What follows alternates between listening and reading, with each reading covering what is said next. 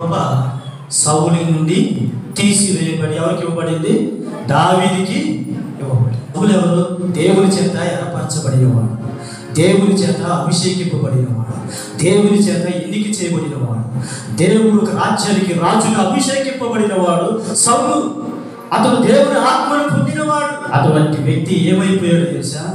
అభిషేకం లేని ఆయుధం పడిపోయినట్లుగా అతని జీవితం పడిపోయిందంట. దానికి ఆయన ఇష్టపడ్డాడు కానీ బ్రతుకు మార్చుకోవడానికి ఇష్టపడలేదు.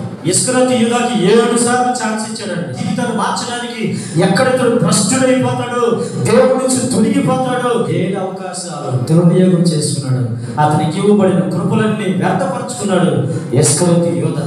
దేవుని కృపను పోగొట్టుకుంటే ఎన్ని ప్రసంగాలు చేసినా, ఎన్ని ఉపదేశాలు బోధించినా హృదయము కఠినంగా మారిపోతుంది. యోధా ముగింపు ఎలా ఉందో తెలుసా?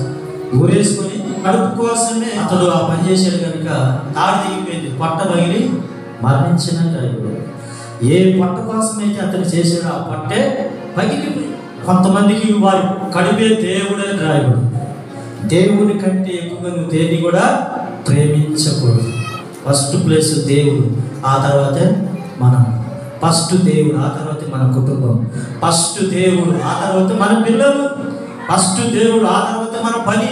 కృప పొందిన నోవాహు తాను తన కుటుంబము రక్షింపబడింది. యెహోవా దృష్టి యందు నోవాహు కృప పొందిన వాడై ఉండెను.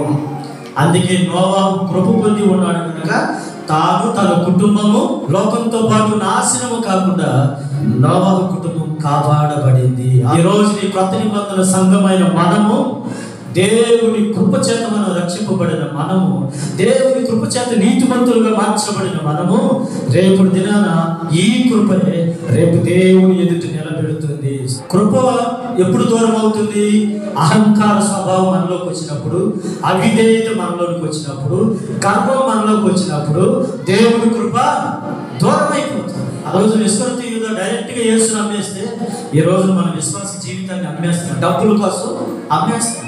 డబ్బుల కోసం దేవుని సన్నిధిని విడిచిపెట్టేస్తున్నాం. డబ్బుల కోసం దేవుని కార్యాలను నిర్లక్ష్యం చేస్తున్నాం. డబ్బు కోసము మనం ఆత్మ సంబంధమైన కార్యాలను నిర్లక్ష్యం పెడుతున్నాం, అశ్రద్ధ చేస్తున్నాం. ఇక అప్పుడు ఇస్కరియోతు యూదాకి ఇప్పుడు మనకి తేడా ఏంటి? దేవుని కృపకు దూరము కాకుండా, అవిధేయులు కాకుండా, తిరుగుబాటు చేయకుండా, చక్కగా దేవుని నడిపింపు అప్పగించుకొని ఆత్మ విషయంలో తీరులమై దేవుని రాజ్యాన్ని స్వతంత్రించుకుందుముగాక.